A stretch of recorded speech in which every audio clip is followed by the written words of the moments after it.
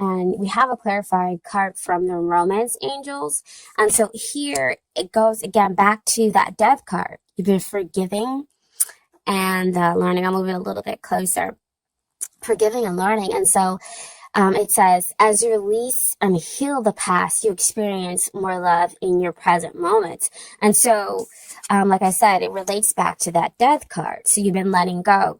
So you heal and then let go. You've basically come to this knowledge of saying, oh, I know why that pattern happened. I know why I was in that relationship with so and so, and I know that I don't want that anymore. I know me, or I'm learning me, and I know what it is that I want in order to be able to move forward. So I'm going to end some things, get rid of those negative emotions, and in order to have the love that I want. So there is that part where you experience more love in your present moments. Okay. Is the strength card.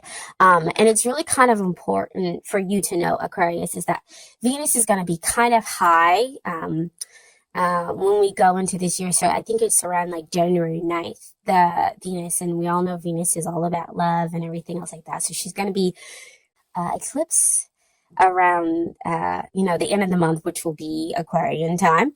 And it will also be a blue moon. So a lot of energy, a lot of, moving forward, and really deciding and having, the potential to get what it is that you want. Okay. And so what you have emerging, if it hasn't, of course, already emerged. So this is you forgiving. This is you having tamed that beast. So back over there to the death card where you understand, okay, I understand my karmic patterns and I'm not going to repeat them. I understand, this bad relationship and I'm not going to repeat it in the new relationship or in this connection that you have with someone. You've basically tamed that beast. And so you're coming from this incredibly loving place where it's not like an assertive taming. This is a very gentle, very loving, kind place where you're taming the beast within inside. So you're trusting yourself to love not only yourself, but also the other person. So you're breeding more cooperation in the relationship. And so there is kind of like an expansion between the two of you, a grounding, an opening up of love between the two of you.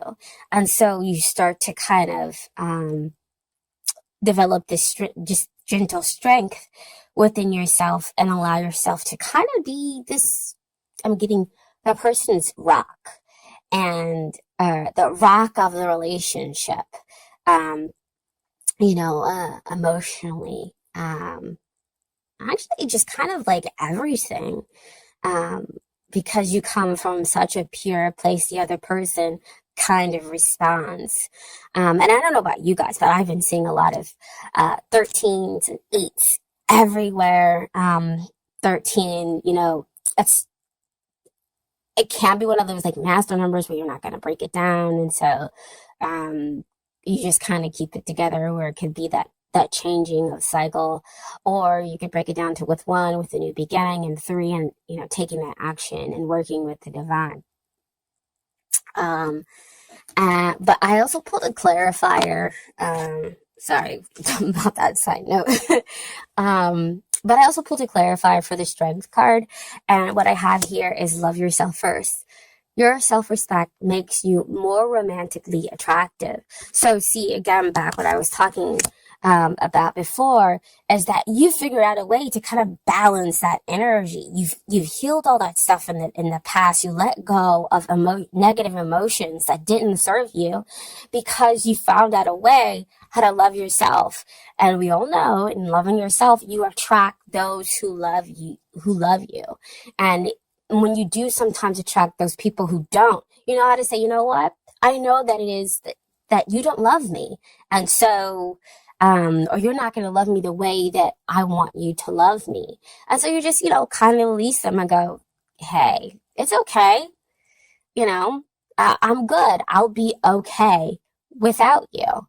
And then in turn, you'll be able to track that happy, healthy relationship where there is that cooperation, when there is that kind of back and forth that you would get out of having a soulmate, where there is that unconditional love because you have unconditional love for yourself.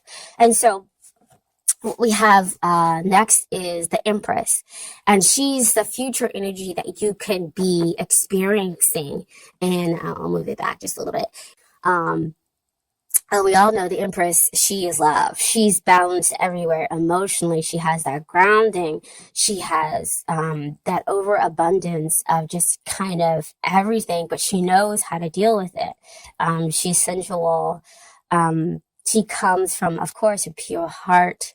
But she's successful, especially in love, because she has all this balancing going on, because she's able to nurture and care for the other person. And so that's what you're going to get back in this relationship, is kind of you give out this nurturing vibe that started over here with that Strength card. And so you'll have that success that you wanted in love, and you'll be able to have your heart open and not be worrying about, well, I'm being a little too vulnerable. I can't be vulnerable like that, because we Aquarians can sometimes be like, I'm not gonna let you see my emotions, because then you might do something to hurt me, and then I'm gonna have to cut you. Okay. And so you've basically kind of moved past that energy a little bit, and so you have allowed yourself to be vulnerable with this other person, and in there you've gotten the success in love. And so we have the clarifying card here, and that is wedding. The situation involves marriage. So this could be, because you're having success in love, this could be a deepening of a commitment. Doesn't necessarily always have to involve marriage. But if that's what you were going for, marriage, that card shows up to tell you that, yes, you could be getting married, or you could realize that this is the person that you want to marry, and you can have that success in love because you have your heart open, because you have the emotional stability. You know when to be, evolved emotionally, and what emotions to come out, so that it's not like, all that negative emotion kind of that comes out sometimes, with Aquarians, when we feel like we might be rejected, or we feel like things could be going wrong. We're just in a space to be like, you know what? I'm okay to be vulnerable. And there is a strength in me being vulnerable. And I can love the way that I want to love because I love me. I know I'm not going to make the wrong decision in my love life for me. And so what the divine is offering you as far as aces, and aces are all about, new beginnings, and what the divine is offering. And so first one I want to look at is the Ace of Swords. So this is like mental clarity. This is success that we're talking back over there with the Empress. But this, has come after much adversity. This is come after cutting away and getting rid of stuff that just wasn't for you, which again goes back to that death card energy, back to that forgiving and learning. So you've had all that in the past, and now you're able to have this victory. Now you're able to have this clarity about yourself and about what you want in this relationship. And so we also have the little fire symbols down there, which relate back to the Six of Wands. So again, victory and success, possibly having the man or woman of your dreams, which could lead to the reason why you go get married, or possibly have a deepening of a committed relationship. Okay, and then the other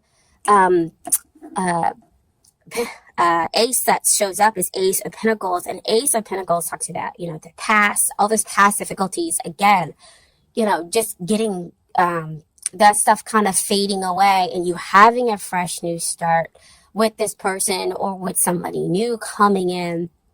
And there's a lot of grounded energy. Again, you have your heart open. You're because there is such innocence, there's such understanding, there's so much love here, that it's able to create this stability. Again, back to that strength card.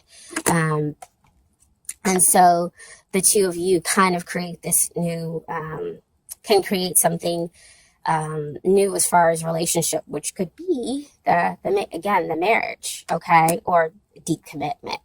Now, as far as the energies that evolve within the couple in the relationship, I pulled out the court cards, and so I have here a Queen of Swords and the Queen of Wands. And so just so everybody, gets reminded that even though we have two Queen cards here, the court cards are sexless. So, it just means that somebody's taking on the energies of that court card. Okay, so we have here, of course, first the Queen of Swords, and this is you, my dear Aquarians, because we're talking about it always representing those air signs. So Aquarian, Libra, Gemini. So this message is pretty strong here for you, with you guys showing up in your own court. With your own court card showing up in this reading, okay? And so this reminds you, to not detach from your feelings, to, yes, always gain the truth, but remember not to be so bluntly, and to remember all the things that you have done to get, to this point in order to experience the love, and that you have an emotional depth that is okay to kind of come out. Now, why I say it's okay to come out is not only based upon the strength and the Empress cards and the love yourself first. It's also, this is a Queen of Wands, which typically means that it can represent a fire sign, which would be Sagittarius, Leo, or Aries. And we all know what happens with fire and air. Air fuels fire. Air likes that level of freedom, and so does fire. And so even though the two of you might not be of the same element, you get each other, you completely complement each other, and as an air sign, you're able to allow that fire sign to go higher, because again, they are going to be hard to pigeonhole if they're taking on this fire sign energy. But there is such a deep connection, especially a spiritual one, when this card comes up, that you'll be okay, that they are going to go out there and do whatever that they do, because you're doing the same thing. But again, like I said, back to the communication that shows up with the Queen of Swords, that shows up with the Ace of Wands, is to make sure that you have clean communication between the two of you. Where you're like, look, fire sign or person who has a fire sign energy, I need some one-on-one time with you, because it's important to me. And so you're able to just speak out in a way that's loving and gentle and kind in order to get your needs met. And not that, you're taking time away from them. You just, know what it is that you need and should be getting out of relationship. It should be reciprocal, okay? And so, again, the person could just be, they could be those signs, or they could just be taking on that energy